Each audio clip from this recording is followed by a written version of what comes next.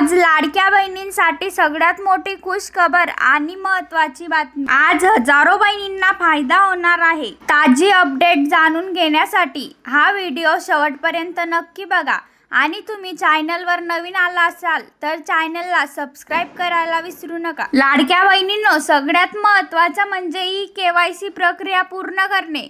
तुम्ही जर केवायसी प्रक्रिया पूर्ण केली नाही तर तुम्हाला लाडकी बहीण योजनेचा लाभ मिळणार नाही। त्यामुळे केवायसी प्रक्रिया पूर्ण करा। महाराष्ट्रातील महायुती सरकारची लोकप्रिय योजना ठरलेली लाडकी बहीण योजना, या योजनेसंदर्भात एक महत्त्वाची अपडेट समोर आलेली आहे।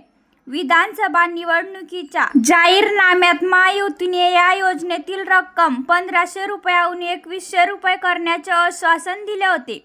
त्यामुळे महिला लाभार्थ्यांना आता 2100 रुपये कधीपासून मिळणार याबाबत महिला व बाल विकास मंत्री आदितीताई तटकरे यांनी विधानसभेत अत्यंत महत्त्वाची माहिती दिली। आमदार अनिल परब यांनी उपस्थित केलेल्या लक्षवेधीला उत्तर देताना महिला व बाल विकास मंत्री आदितीताई तटकरे यांनी या रकमेबद्दल स्पष्टीकरण दिले।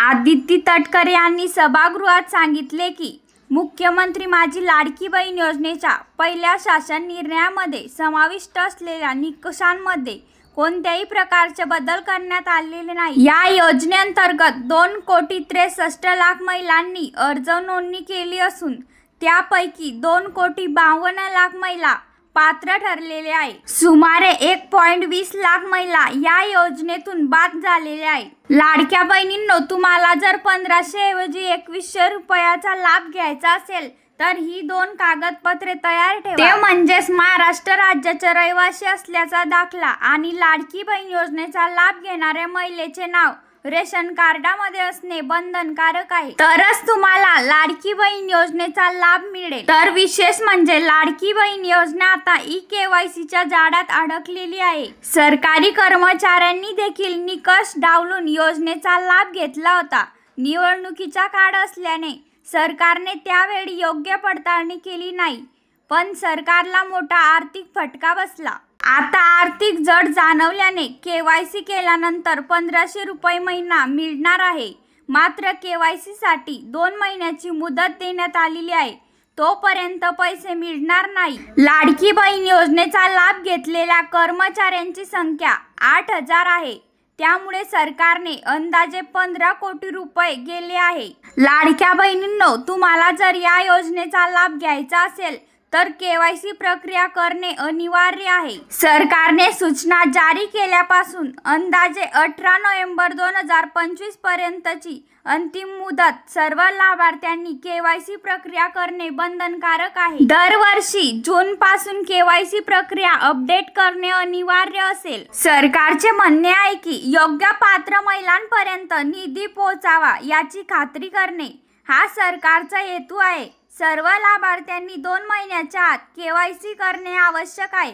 गेल्या वर्षी 2024 मध्ये दिवाळीला 2 महिन्याचे पैसे एकत्रित दिले गेले होते।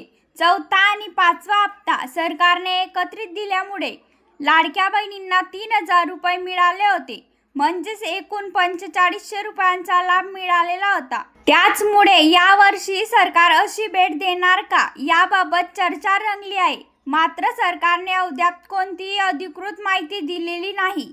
केवायसी करताना अनेक महिलांना तांत्रिक अडचणी येत आहे। आधार क्रमांक टाकल्यानंतर OTP येत नाही, त्यामुळे अर्ज पुढे भरता येत नाही।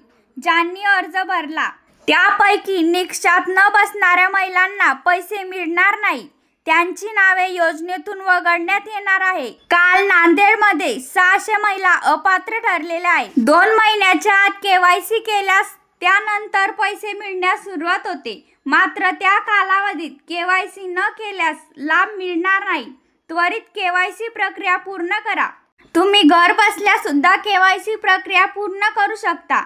ladkibhin.maharashtra.gov.in या वेबसाईटवर सुद्धा केवायसी प्रक्रिया पूर्ण करू शकता किंवा आधार केंद्राला भेट देऊन सुद्धा केवायसी प्रक्रिया पूर्ण करा, म्हणजेच तुमच्या हक्काचा लाभ तुम्हाला मिळेल। आणि अशाच प्रकारच्या नवनवीन योजनांचा अपडेट पाहण्यासाठी आमच्या चॅनलला नक्की सबस्क्राइब करा, म्हणजेच तुम्हाला अपडेट लवकर कळेल।